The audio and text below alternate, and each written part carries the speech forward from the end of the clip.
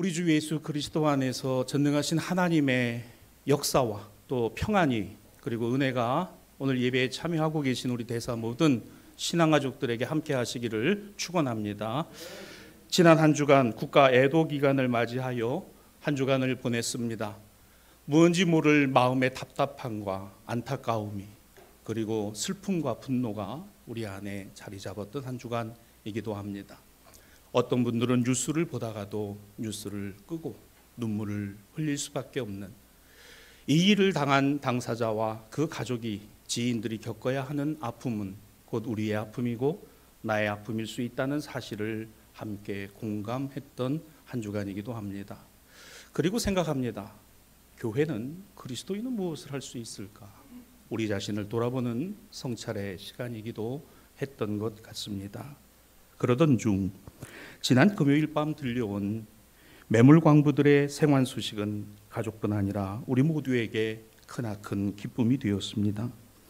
경북 봉화의 아연광산에서 사고를 당하고 열흘째 되던 221시간 만인 그제 금요일 극적으로 구조된 광부 두 사람, 매몰 공간에서 천막을 치고 떨어지는 물을 받아 커피 믹스 30봉지로 목숨을 이어온 이들의 모습과 저들의 생존을 바라보며 끊임없이 굴착을 하고 땅을 파도러 갔던 모든 분들의 수고와 노력의 결실이요, 무엇보다 그 매몰의 현장에서 이 두 사람은 서로가 서로를 격려하고 삶의 의지를 놓치지 않았다는 점을 언론 보도를 통해서 보게 됩니다. 한편에서는 깊은 슬픔과 또 한쪽에서는 생각할 수 없는 그러나 바랐던 크나큰 기쁨이 교차했던 한 주간을 보내며 오늘 우리는 11월 첫 번째 주일 월삭 주일을 맞이합니다. 또 생각해 봅니다. 우리에게 주시는 기쁨은 이와 같은 기쁨에 비할 수 없는 기쁨, 우리에게 주시는 은혜와 은총은 우리의 생각과 우리의 뜻을 넘어서시는 하나님의 전능하심과 역사라는 사실을 다시 우리는 우리 안에 되새기고자 하는 것이죠. 오늘 복음서 본문입니다. 누가복음의 말씀은 사두개인들에 관한 이야기입니다. 저들은 제사장 사독의 후손들로서 스스로를 의롭다 여기던 종교인들이었습니다. 성경 공부 많이 하고 율법 많이 외우고 특별히 사두개인들은 제사장의 후손들답게 당시 예루살렘 성전에서 이러저러한 일을 많이 맡았던 사람들입니다. 그런데 그들의 눈에는 지금이 보이고 오늘이 보였지 장래가 보이고 미래가 보인 사람들은 아닙니다. 다시 말씀드리면 눈에 보이는 모든 것을 믿었지 부활이나 천사조차도 믿지 않았던 이들이 사두개인들이었습니다. 이들에게 예수님은 좋은 시험 대상이었습니다. 예수께 찾아와 던진 질문은 오늘 본문과 같습니다. 7 형제가 있었는데 맞이인 형이 아내를 맞이해서 살아가다 세상을 떠났다. 그렇다면 그 이후에 둘째와 셋째가 계속해서 오늘 아내를 맞이하는 그와 같은 법을 갖고 있었는데, 그런데 마지막에 이 7 형제가 다 죽었다면 그러면 그 여인이 나중에 당신이 말하는 그 부활에 관하여 부활에 누구의 아내냐라는 질문입니다. 여러분, 이 질문을 이해하기 위해서는 신명기 25장 5절 이하의 말씀을 보아야 합니다. 오늘 형제가 아내가 있어 세상을 떠나게 될 때는 그 아내를 거둘 수 있는 그와 같은 자녀가 없을 때는 그 다음 형제가 상속이 되도록, 즉 다시 말해서 형사 취수, 형이 세상을 떠나면 그 형수를 아내로 맞이하는 율법입니다. 이 모세의 율법에 따르면, 근데 사실은 여러분 보세요. 이런 경우가 거의 없습니다. 없는 거 가지고 마치 있는 것처럼 예수님 앞에 말하고 있는 사두개인들의 그 마음, 그 중심이 뭐겠어요? 어떻게 하든지 예수님을 걸어서 문제를 삼고자 하는 그 같은 마음입니다. 신명기 25장 5절에 나오는 그 율법의 본래의 개념은 그렇게 되어 남편이 떠나면 유대 공동체는 어때요? 이 과부의 삶이 결코 쉽지 않아요. 그래서 예수께서는 그 예언서부터 쭉 내려오는 하나의 공동체의 룰을 얘기하신 게 있어요. 고아와 과부, 과부와 고아. 긍휼히 여기고 그 공동체가 도우라는 거죠. 사실 이와 같은 문제가 사도행전 6장에 가보면 초대교회인 예루살렘 교회에서도 있었어요. 그래서 그 교회 공동체 안에 그 과부들을 돕는 문제를 가지고 갈등이 생겼습니다. 그래서 그 문제를 풀어내기 위해서 세워진 것이 안수하여 7 집사를 세우게 된 것이죠. 자, 여튼 이 같은 내용이 되니까 본래 율법은 그를 살릴 수 있도록, 그를 살아갈 수 있게 하도록 하는 것이 본래의 의미였다는 거죠. 그런데 지금 사두개인들이 그거 모를까요? 압니다. 그런데 지금 논점은 뭐죠? 부활입니다. 사두개인들은 뭐죠? 부활 믿지 않아요. 부활이 없다고 생각합니다. 그러니까 없다는 것을 논증하기 위해서 이 말도 안 되는 이와 같은 이야기를 하며 예수님께 질문을 던집니다. 사랑하는 신앙가족 여러분, 우리가 주님 앞에서 얻는 것이 있어요. 사랑과 긍휼입니다. 우리는 이것을 은혜라고 합니다. 그런데요, 때로 우리는 주님 앞에서 주목을 줄 때가 있습니다. 주님, 이건 아니잖아요. 주님, 이건 아니잖아요. 한번 곰곰이 생각해 봅시다. 나는 사두개인 같은 이런 마음을 품은 적은 없을까? 나는 그 예수님 앞에서 내가 하고자 하는 이야기, 내가 이루고자 하는 목적을 위해서 지금 예수님을 공경에 빠뜨리려고 하는 모습은 혹시 없을까? 주님이 하시고자 하는 거, 그게 중요한 게 아니라 내가 이루고자 하는 것이 더 맞다라고 생각하는 이 같은 마음은 없을까? 여러분 생각해 보세요. 아니, 사두개인들이 율법을 모릅니까? 이거 몰라요? 알아요. 그런데 그 율법의 본래적인 뜻은 온데간데 없고 부활이 없다는 거 논증하기 위해서 지금 예수님에게 시험을 걸고 있어요. 본문 34절로 36절 예수께서 말씀하십니다. 저 세상과 및 죽은 자 가운데 부활함을 얻기에 합당히 여김을 받은 자들은 장가가고 시집가는 일이 없다. 그들은 다시 죽을 수도 없나니 이는 천사와 동등이요 부활의 자녀로서 하나님의 자녀입니다. 너희의 논점이 틀렸다는 거죠.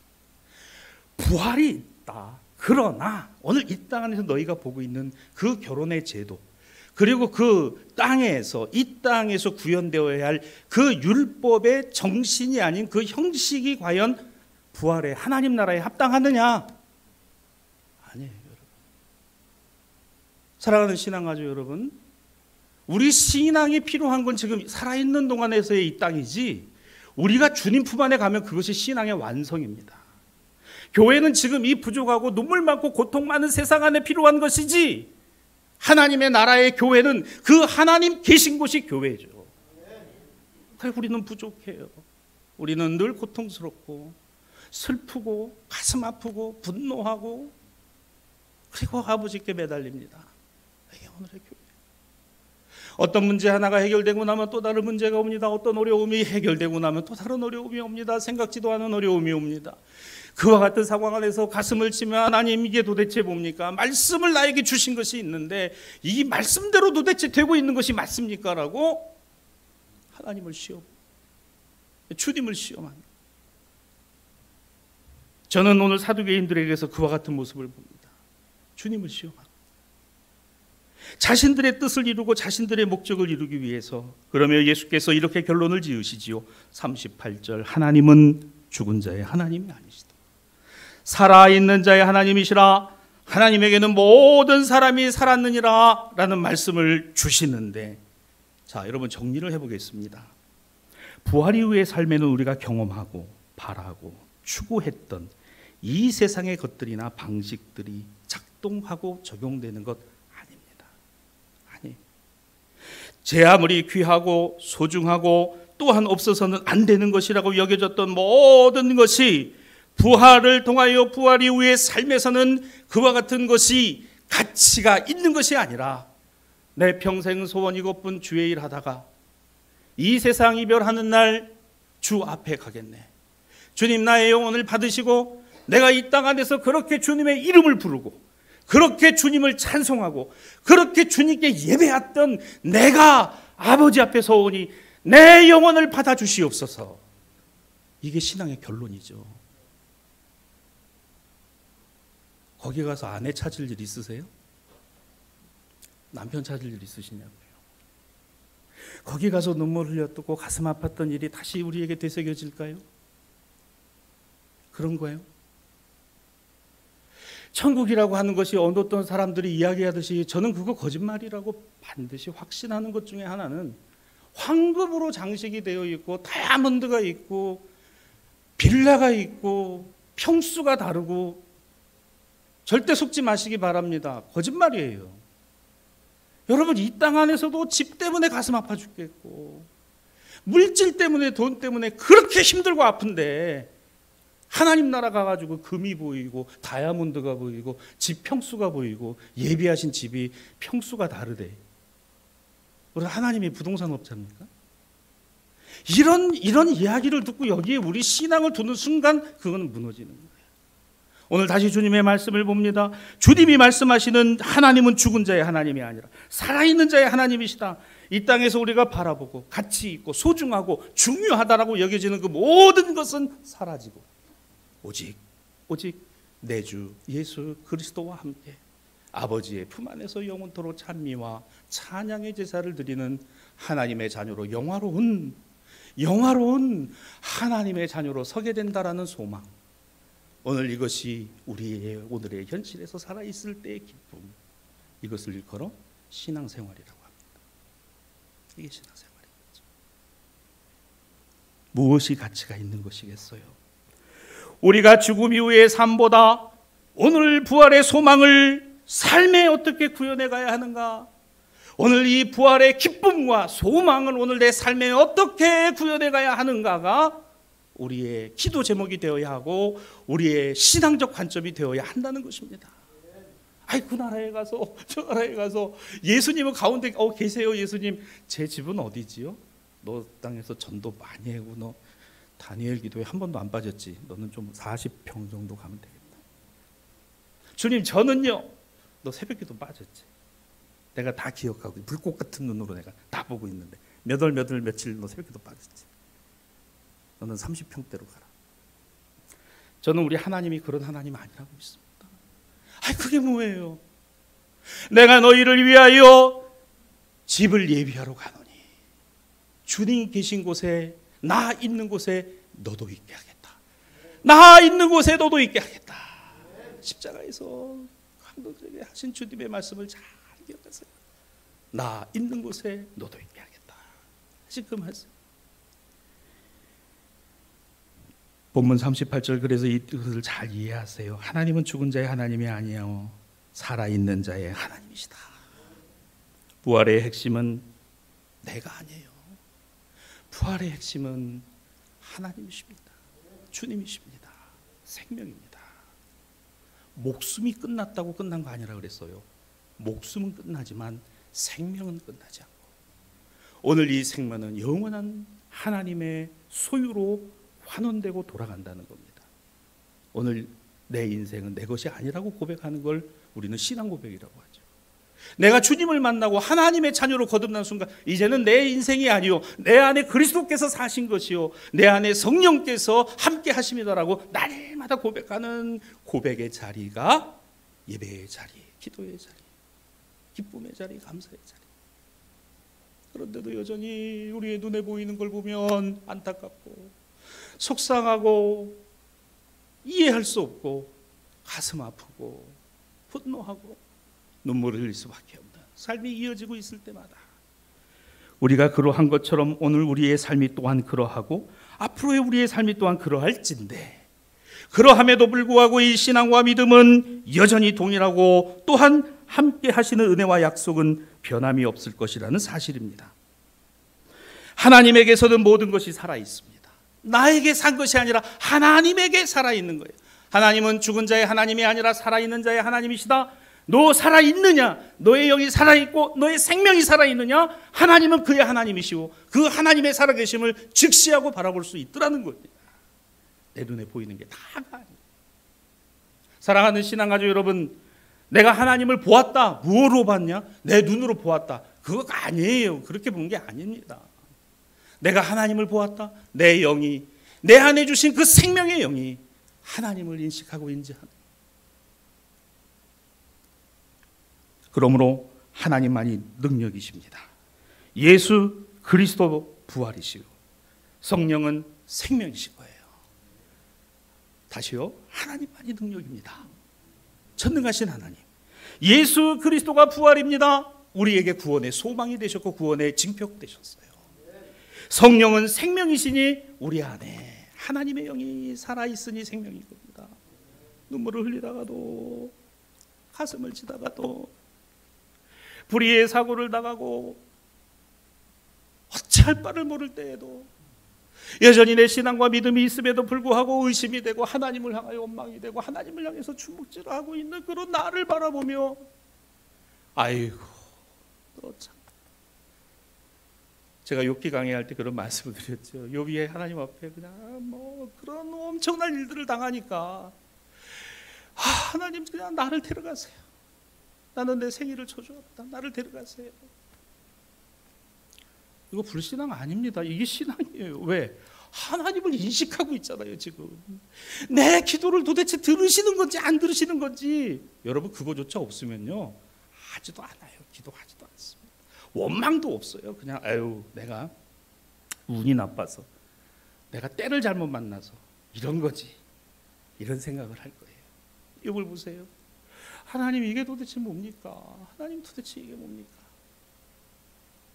우리 저녁마다 기도회에 참여하신 온라인과 유튜브를 통해서 또 우리 1층 예배실에서 참여하는 우리 신앙가족들 한 가지 주제로 말씀을 드려볼까요?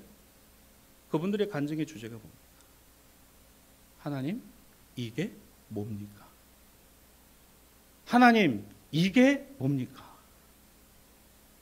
내 인생이 이래도 되는 겁니까? 내 삶이 이렇게 되는 게 맞습니까? 그런데 이분들의 간증의 결론이 뭐였어요? 자신들에게서 답이 얻어진 게 아니라 주님에게서 답이 왔다는 거예요. 그 답이 왔다. 저는 제가 말씀을 전할 때 답은 주님께 있다고 했습니다. 나에게 있는 것이 아니에요. 내가 아는 것이 정답이 아니에요. 정답은 주님께 있습니다. 주님께. 여러분 우리의 삶이 어떠합니까? 무엇이 우리에게 필요합니까? 우리의 현실 안에 눈물과 고통의 아픔이 끊어지지 아니하고 여전히 이어지고 있을 때 그 안에서 우리는 소망의 기대를 저버리지 않아야 될 이유를 찾는다면 이거예요. 내가 예수를 믿는다는 것은 전능하신 하나님 앞에 생명이신 성령으로 살아가겠다라고 하는 기도요, 다짐이고 결단이더라는 겁니다. 내가 그래서 예수를 믿습니다. 전능하신 하나님, 생명의 영이신 성령이요, 오늘 나를 붙들어 주시옵소서. 나를 위로하시고 나에게 소망이 있게 하시고 나로 그 주님을 바라보게 하여 주시옵소서. 내 눈에 보이는 세상은 답이 없어요. 답이 아닙니다. 엉클어져 있습니다. 모순투성입니다. 소망이 없습니다. 맞습니다. 그러니 주님, 이 땅을 살아가는 내가 주님 앞에 가는 그날까지 주님만을 직시하고 바라보기를 원합니다. 전능하신 하나님, 생명이신 성령이요, 예수 그리스도 안에 나에게 주신 하나님의 은혜와 능력을 힘입기를 원합니다. 라고 한 주간도 기도하신 줄 믿습니다. 여러분 이런 기도를 하면요 마음에 뭐가 생기는지 아세요? 담대함이 생겨요. 또 하나 있습니다. 평안을 주세요. 평안을 주십니다. 근심과 걱정과 염려가 많을 수밖에 없는데 여러분 근심이 떠나가고 걱정이 떠나가고 염려가 떠나가고 백날 기도해봐. 안 떠납니다. 안 떠나요. 안 떠나지 않아. 그래서 이렇게 기도하는 거예요. 근심과 염려와 걱정이 있어요 주님. 그러나 이것이 답이 아니라 여기에 답을 주님이 가지고 계신 줄 믿습니다. 주님 나를 불쌍히 여기시고 긍휼히 주옵소서. 그러면 어떤 은혜 주시나요? 참아라, 기다려라, 인내해라. 내가 너와 함께하고 있어. 이러면 저희 감사합니다. 그리고 마음에 평안이 오고 그제서야 새벽기도 알람 맞춰놓고 자는 거예요. 사랑하는 우리 대사의 신앙가족 여러분, 오늘 말씀이 주고 있는 주제가 가장 많이 나오는 말씀이 여러분 속에서 맴돌게 되기를 바랍니다. 결론을 이따 말씀드리죠. 자, 제1독서 학계에서는 기원전 538년 페르시아 왕 고레스에 의해서 포로 생활하던 이스라엘 백성들이 귀환을 하고, 귀환하며 그 1차 귀환의 때에 예루살렘 성전의 재건 공사가 시작된 지 거의 한 달이 되어졌던 7째 달 21일을 언급합니다. 이날은 언제냐 하면요, 오늘 이 땅에 추수가 막 끝나지던 때예요. 절기적으로는 장막절 때입니다. 하나님의 말씀이 학계에게 임했어요. 그런데 그 임하신 말씀을 보면은요, 그 당시에 지도자들과 모든 유대인들이 함께 듣게 하셨는데요, 이유가 있습니다. 70년 포로 생활을 하고 돌아와서 하나님의 성전을 짓는데, 짓고 보니까 어때요? 너무 좋아요. 뭐에 비하면? 과거 예루살렘 성전에 비하면 너무너무 좋아요. 그래서 마음이, 하나님의 영광을 위해서 한다는데 우리 사정과 형편상 어쩔 수 없이 이렇게 질 수밖에 없었던 그거를 해놓고 보니까 너무 마음이 아프고 너무 속이 상한 거예요. 너무 초라해. 하나님은 학계 선지자에게 말씀하시고, 학계 선지자는 유대 백성들에게 이렇게 호소합니다. 오늘 본문 학계 2장 3절입니다. 너희 가운데 이 성전의 이전 영광을 본 자가 누구냐? 솔로몬 성전을 70년 전에 본 사람이 있더냐? 보았느냐? 그러면 이것이 지금 재건된 예루살렘의 이 성전이 너희에게 어떻게 보이느냐? 이것이 너희 눈에 보잘것없이 보이지 아니하냐? 맞아요. 보잘것없어요. 그런데 백성들이 이런 거라 그러면 잘 몰라서 그럴 수도 있겠구나. 그런데요, 이 말씀 앞에 2절입니다. 너는 스알디엘의 아들 유다 총독 스룹바벨과 여호사닥의 아들 대제사장 여호수아와 남은 백성에게 말하여 이르라. 즉, 이 말씀은 백성들에게만 주신 것이 아니라 누구에게도요? 스룹바벨과 여호수아, 누구요? 유다 총독과 대제사장입니다. 그들도 백성들과 같은 마음이었던 거예요. 너무너무 초라하다는 거예요. 너무 작다는 거예요. 모아놓은 데가 한데 없어요. 하나님이 70년 동안 함께 하셨던 바벨론 강가에서 그들이 하나님의 구원을 부르짖고 하나님의 은혜의 회복을 바라보았던 그와 같은 기억들, 눈물을 삼키면서 하나님 이스라엘로 돌아가고 예루살렘으로 돌아가게 해달라고 기도했던 그와 같은 요정들은 완전히 사라져버렸고, 또 뭐가 사라졌어요? 하나님의 은혜로 재건된 이 성전이 화려하지 않다는 거예요. 크지 않다는 겁니다. 솔로몬의 성전에 비하면 이게 뭐냐라는 생각이 그들의 마음속에 올라오기 시작했어요. 감사치 않은 거예요. 하나님의 인도하심이 사라진 겁니다. 지도자들에게, 유다의 총독이었던 스룹바벨에게, 대제사장인 여호수아에게 말입니다. 당대의 지도자들이고 신앙적으로 남다른 사람들이잖아요. 그런데 그들의 눈에조차도 이 재건 성전은요, 보잘것없는 거예요. 그래서 낙담이 됐어요. 학계야, 너 그들에게도 말씀을 전해라. 4절로 5절입니다. 그러나 여호와가 이르노라, 잘 들어라. 스룹바벨아, 스스로 굳게 할지어다. 여호사닥의 아들 대제사장 여호수아야, 스스로 굳게 할지어다. 모든 백성아, 스스로 굳게 할지어다. 그러면 5절입니다. 너희가 애굽에서 나올 때 내가 너희와 언약한 말과 나의 영이 계속해서 너희 가운데 머물러 있나니, 너희와 함께 하고 있나니, 너희와 임마누엘 하고 있나니. 초라해? 아니야. 보잘것없어? 아니야. 내가 너희와 함께 있어. 뭐가 초라해? 뭐가 작아? 우리 눈에는 그런 거잖아요. 더 컸으면 좋겠고, 더 화려했으면 좋겠고. 천국 가는 것도 그렇잖아요. 하나님 뭐 만나서 반갑습니다. 감사합니다. 주님, 아유 그래요. 베드로 사도도 계시네요. 다 반가운데 제 집은 몇 평인가요? 저 이 땅에서 예배 잘 드리고 새벽기도 잘하고 빠진 것도 별로 없고, 저 전도도 많이 했는데 주님, 저 뭐 주실 건가요? 그건 아니에요. 너무너무 실망스럽고 너무너무 아닌 겁니다. 사랑하는 신앙가족 여러분 보세요. 하나님께서는 학개선지를 통해 낙담하고 있던 한 사람 한 사람의 이름을 불러주세요. 특별히 지도자들의 이름을 불러주십니다. 스룹바벨아, 여호수아야. 저는 오늘 한국교회를 향하여 주님이 이름을 부르신다고 생각합니다. 한국교회요. 천만 그리스도인들아, 보잘것없냐? 별것없냐? 아니냐? 저는 우리 대사교회 신앙가족들이 오늘 이 예배를 통해 주님의 음성을 듣게 되시기를 바랍니다. 여러분을 향하여 부르심을 듣게 되기를 바랍니다. 작으냐? 부족하냐? 아니냐? 그건 너의 생각이고 내가 너와 함께 하느니라. 내가 너와 함께 하고 있지 않냐? 예, 아멘입니다. 아멘. 부산의 변두리, 김해와 부산의 끼인 지역에 끼인 도시, 여러 조건 제가 일일이 다 말하지 않아도 저도 여기서 16년 살았으니까 저도 잘 알아요. 원망도 돼요. 포크레인도 안 들어왔어요. 10월 말에 들어온다 그러더니 안 들어왔다. 그냥 보면서 옥상에 올라가서 아유, 하나님, 내가 이거 바라보면서 기도한 게 얼마인데.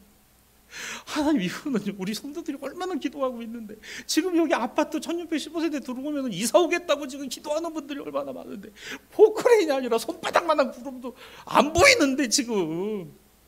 근데 하나님이 이렇게 저에게 말씀하시는 것 같아요. 야, 손바닥만한 구름이 아니라 지금 인도 앞에 그거 쳤잖아. 그거 쳐 있잖아.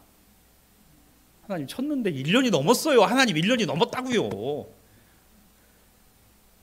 내 오늘 이 말씀을 보면서, 야, 보잘것없니? 별것 없어? 아무것도 아닌 것 같아?